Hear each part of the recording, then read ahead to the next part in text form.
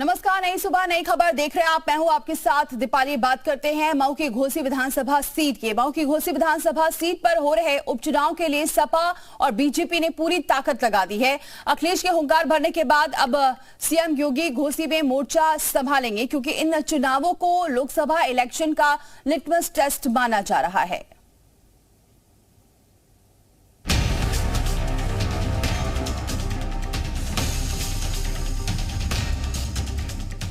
मऊ जिले की घोसी विधानसभा सीट पर हो रहे उपचुनाव के लिए भाजपा ने पूरी ताकत झोंक दी है। विपक्षी गठबंधन इंडिया की घोषणा के बाद हो रहे इस उपचुनाव को अगले वर्ष होने वाले लोकसभा चुनाव के लिटमस टेस्ट के तौर पर देख रही बीजेपी ये सीट सपा से छीनने के लिए एड़ी चोटी का जोर लगा रही है। बीजेपी संगठन और सरकार के साथ ही एनडीए के सहयोगी भी घोसी में पसीना बहा रहे हैं। बीजेपी के चुनाव प्रचार को धार देने के लिए मुख्यमंत्री योगी आदित्यनाथ शनिवार को घोसी में जनसभा करेंगे।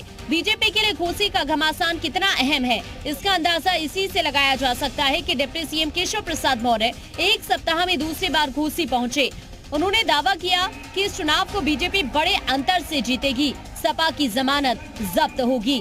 घोसी में कमल का फूल भारी अंतर से खिल रहा है। समाजवादी पार्टी की इस बार साइकिल पंचर ही नहीं हो रही है, बल्कि समाजवादी पार्टी की वहां जमानत जब्त होने की स्थिति हो रही है।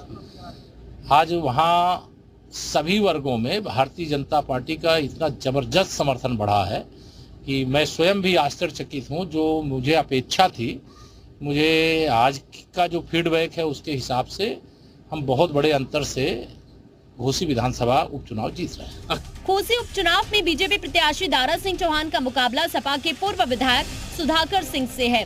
घोसी के निवर्तमान सपा विधायक रहे दारा सिंह चौहान ने बीते दिनों सपा छोड़ बीजेपी का दामन थामने पर विधानसभा की सदस्यता से त्याग पत्र दे दिया था, जिसके बाद सपा दारा सिंह पर धोखेबाजी का आरोप लगा रही है। लेकिन बीजेपी का कहना है कि धोखा तो अखिलेश ने दिया है, जिसका उन्हें खामियाजा उठाना पड़ेगा। यही ओम प्रकाश राजभर जी भाजपा के साथ थे, यही दारा सिंह चौहान जी भाजपा के साथ थे। तो ये जो भाजपा को धोखा देके गए थे कभी कोई व्यक्ति और उसको आप ज्वाइन करा रहे, तो भाजपा को धोखा नहीं दिया, उनको धोखा तब दिया गया था जब वो ज्वाइन हुए थे। आज तो वो सही काम कर रहे हैं, अपनी गलती को सुधार के सब सही रास्ते पे आ गए हैं सभी लोग, और सभी लोग मिलकर आगे बढ़ेंगे। घोसी का चुनाव प्रचंड बहुमत के साथ 50,000 से ज्यादा मार्जिन के साथ हम जीतेंगे।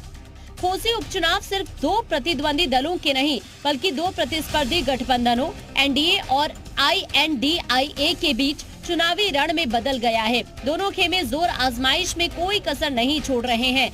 लेकिन घोसी उपचुनाव में किसकी किस्मत चलेगी और किसकी किस्मत धोखा देगी, ये तो पता 8 सितंबर को चलेगा, जब वोटों की गिनती होगी। Bureau report.